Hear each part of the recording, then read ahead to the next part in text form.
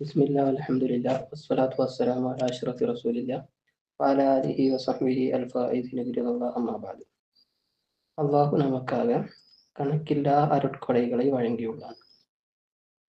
அல்லாஹுவே கூறுகிறான், வ இன் தஅது நிஅமத்தல்லாஹி லா துஹ்ஸுஹா. அல்லாஹுவின் அருட்கொடைகளை நீங்கள் எண்ண ஆரம்பித்தால் அதை உங்களால் முழுமையாக மதிப்பிட இயலாது. அதாவது அல்லாஹ் நமக்கு கேட்பதற்காக காதுகளையும், பார்ப்பதற்காக கண்களையும், நடப்பதற்கு கால்களையும், அதே போன்று குடிப்பதற்காக தண்ணீரையும், சுவாசிப்பதற்காக காற்றையும், உண்ணுவதற்காக உணவையும், இவ்வாறு எண்ண முடியாத அளவிற்கு அருட்கொடைகளை வழங்கியுள்ளான். இன்னும் அதிகமாக நமக்கு உயிரையே தந்திருக்கிறான். அவ்வாறு தந்த அல்லாஹ்விற்கு நாம் நன்றி செலுத்த வேண்டும். இவ்வாறு ஒவ்வொரு உறுப்பிற்கும் நன்றி செலுத்த வேண்டும். இது எவ்வாறு நன்றி செலுத்த முடியும்? ஒவ்வொரு உறுப்பிற்கும் நன்றி செலுத்த முடியுமா? இதற்கு அதாவது அல்லாஹ் கூறுகிறான், அஷ்குருலி வலா தக்ஃபுரூன். நீங்கள் எனக்கு நன்றி செய்யுங்கள், நன்றி கேடு செய்யாதீர்கள். அதாவது அல்லாஹுக்கு நன்றி செலுத்துவது கட்டாய கடமை மனிதர்கள் மீது. இப்போ எப்படி ஒவ்வொரு உறுப்புகளையும் வைத்து நன்றி செலுத்துவது?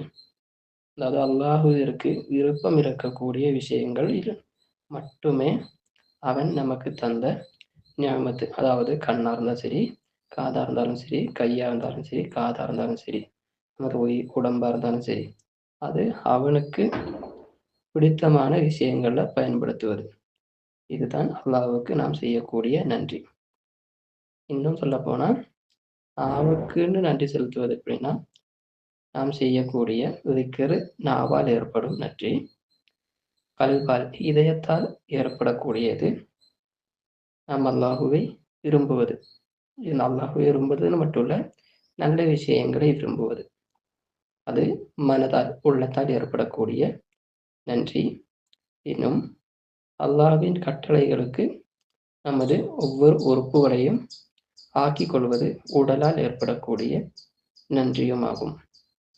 இவ்வாறு இப்போ உதாரணம் பார்க்கும்போது சினிமா பார்க்கறதுன்னா அது கண்ணால் ஏற்படக்கூடிய தவறான ஒரு விஷயம்.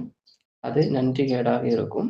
அதுவே குர்ஆன் ஓதுறதா இருந்தால் அது அல்லாஹ் நமக்கு கொடுத்த நியாமத்து பறவைங்கிறது. அதை நல்ல முறையில் பயன்படுத்தா அதுக்கு அல்லாஹ்விடத்திலிருந்து நன்மை கிடைக்கும். இதே போன்று திருடுறதற்காக கை யூஸ் பண்ணுறது தவறான விஷயம். அதுவே மற்றவங்களுக்கு உதவி செய்யறதுக்காக ஒரு பொருளை எடுத்து கொடுக்கறதுன்னா அது கையால் ஏற்படக்கூடிய நன்மை. இப்படி ஒவ்வொரு அமலும், ஒவ்வொரு செயலும், ஒவ்வொரு உறுப்பும். அதாவது அல்லாஹுவே கூறியிருக்கான், வ இன் தஅது நிஅமத்தல்லாஹி லா துஹ்ஸூஹா. அல்லாஹ்வின் அருட்கொடைகளை நீங்கள் எண்ண ஆரம்பித்தால் அதை உங்களால் ஒருபோதும் எண்ணி கணக்கிட முடியாது, மதிப்பிட இயலாது. ஏன்னா உங்களுடைய கண்ணை எடுத்து பார்த்தா போதும். ஒருத்தர் லட்சக்கணக்கில் காசு கொடுக்குறேன்னு சொல்றாங்க. சொன்னா நம்ம ஒரு 2 கண் இருக்கோமே, ஒரு கண் எடுத்து கொடுத்துருவோமா? இல்லை 2 கிட்னி இருக்கு, ஒரு கிட்னி எடுத்து யாராவது கொடுப்பாங்களா? லட்சக்கணக்கில் கோடிக்கணக்கில் கொடுத்தாலும் அப்பதான் அதோட அருமை தெரியும். அல்லாஹ் நம்மளுக்கு ஒவ்வொன்றும் தேவையான இடத்துல ஒவ்வொன்றும் செட் பண்ணி வச்சிருக்கான். அல்லாஹ் மனிதனையே அந்த முறையில் தான் படைச்சிருக்கான். எவ்வளவோ நல்ல முறையில படைக்க முடியுமோ அந்த அளவுக்கு அஹ்ஸனுல் காலிகீன்னு குர்ஆன் சொல்லப்பட்டிருக்கு. அவ்வளவு நல்ல முறையில நல்ல உருவத்தோட மனிதனை அல்லாஹ் படைச்சு வச்சிருக்கான். இப்படி படைக்கப்பட்ட நம்ம அல்லாஹ்வுக்கு எவ்வளோ நன்றி செலுத்த வேண்டியிருக்கும். அல்லாஹ்வுக்கு எதிராக அல்லாஹ் விருப்பப்படாத செயல்களை நமது உடம்பையோ உடலையோ நமது நாவு, இதயம் எதையும் பயன்படுத்தக்கூடாது என்பதுதான் இதனுடைய பொருள். சொந்த உடம்பையே எடுத்து பார்த்தா போதும், எந்த அளவுக்கு அல்லாஹ் நம்மளுக்கு அருட்கொடைகள் செஞ்சிருக்கான்னு புரியறதுக்காக. அடுத்து ஒரு நாள் நபி ஸல்லல்லாஹு அலைஹி வஸல்லம் அவங்க நின்றுட்டு தொழுதுட்டே இருக்காங்க. நபி ஸல்லல்லாஹு அலைஹி வஸல்லம்னா அவங்களுக்கு சொர்க்கம் உறுதியானது, சுவனம். அது அனைவருக்கும் தெரிந்த ஒரு விஷயம். நபி ஸல்லல்லாஹு அலைஹி வஸல்லம் பாவங்கள் வராது. நபி ஸல்லல்லாஹு அலைஹி வஸல்லம் அவங்களுக்குன்னு மட்டும் இல்லை, நபிமார்களை அல்லாஹ் பாவங்கள் செய்யறதுல இருந்து பாதுகாவல் தந்துட்டு இருக்கக்கூடியவங்க, பாதுகாத்தவங்க நபிமார்கள். அந்த நபிமார்களுக்கே தலைவராக இருக்கக்கூடிய நபி ஸல்லல்லாஹு அலைஹி வஸல்லம் அவங்களுக்கு ஒருபோதும் தவறுகள் நிகழாது.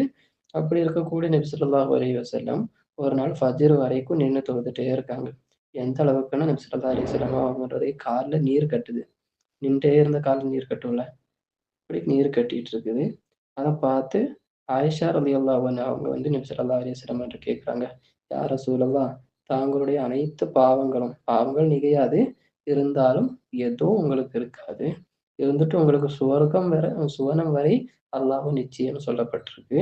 அப்படி சொல்லப்பட்ட நீங்க எதுக்கு இவ்வளோ கஷ்டப்பட்டு அல்லாஹ்வுக்கு தொழுதுட்டே இருக்கீங்கன்னு. மத்த டைம்ல தொழுவாங்கல்ல, மத்த டைம் அதிகமா நன்மைகள் செய்வாங்க.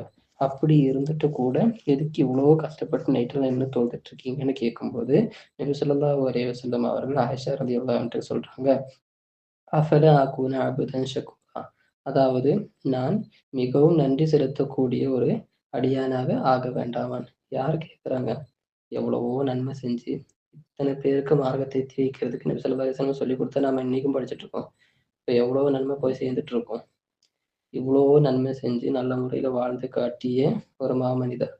அவரே அல்லாஹுக்கு முன்னாடி நான் ஒரு நன்றி செலுத்தக்கூடிய ஒரு அடிமையாக இருக்க வேண்டாமான்னு கேட்கும்போது, நம்பலாம் எவ்வளோ அல்லாஹ்க்கு ஷுக்ர் செய்ய வேண்டியிருக்கும்.